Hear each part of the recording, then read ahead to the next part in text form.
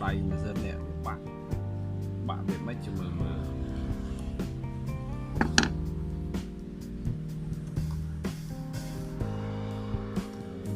nó cạch đặt cao đầy bạn chứ cạch ở miền tẻ này đi cạch ở tẻ thế giờ vô việc chút mơ thằng bạn biết mấy xoàn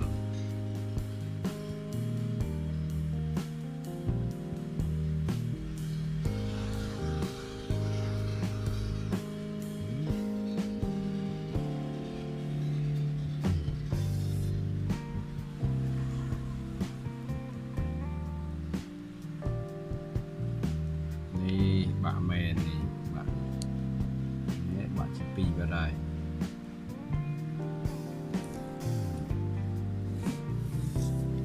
bạn chỉ pi rồi bạn của mình nhé riêng với về thời này trẻ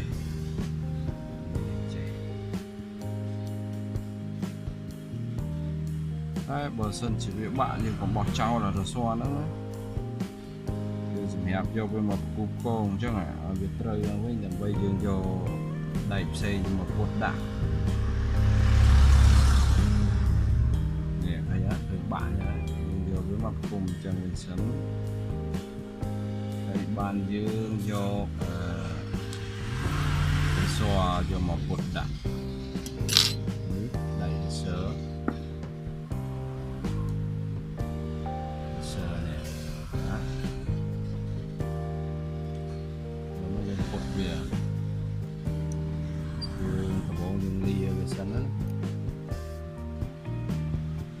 đập về cột nó như cột tơ tam đây bên trắng cột tơ tam tầm rung tây cầu cũng bìa và dừng cột ở khóc tây cầu với pít bạc thế này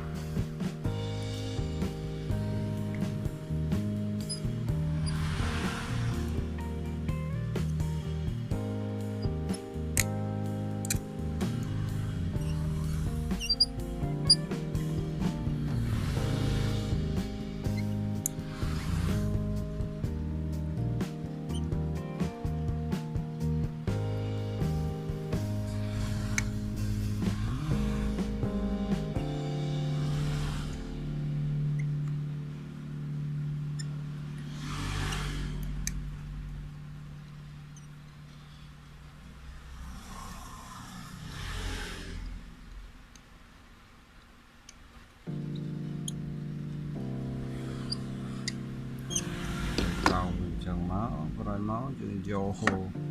như thơ chia đồng vùng về từ vinh á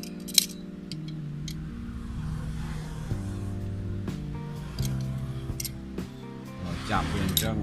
bàn xin nhạc về bây giờ bạn chạm rồi mà lên chạm tới chạm vào xin nhạc đây bạn đây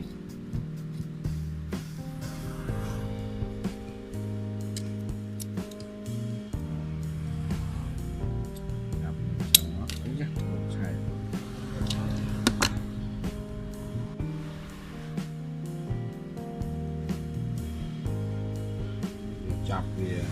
đầu tiên mình chạp vào thầu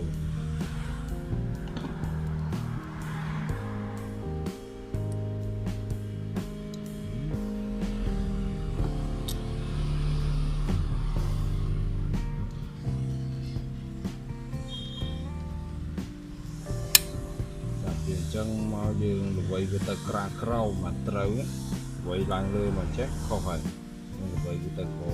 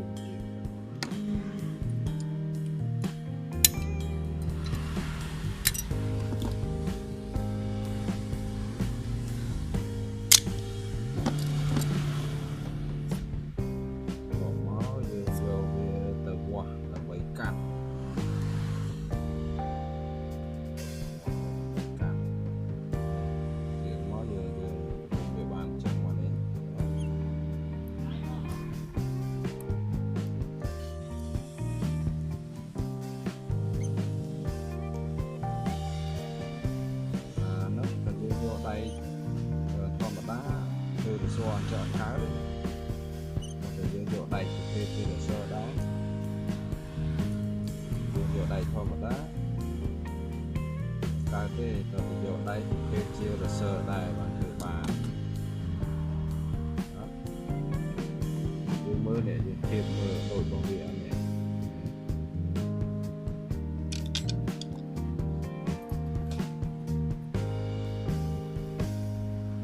thiệt ở đâu sẽ điểm thì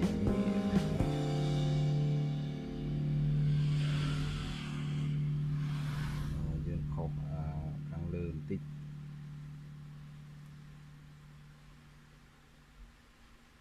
nè dương thiệt mơ mơ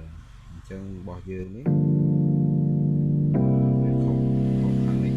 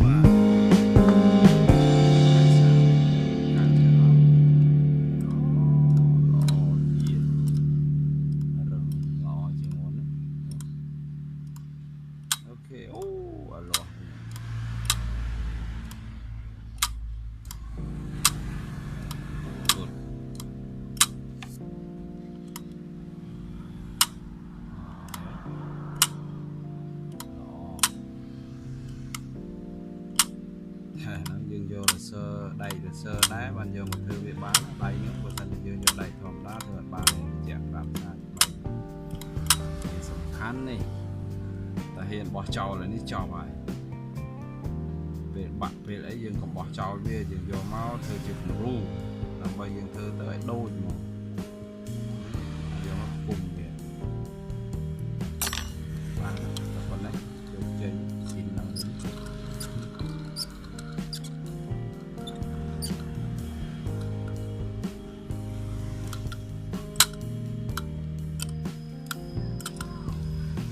sơn nước má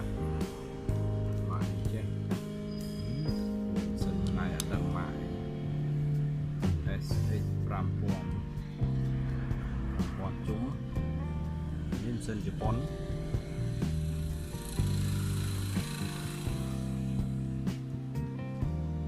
ប្រើសិនបាក់ដៃយើងស្ដាយចូលបានវិញ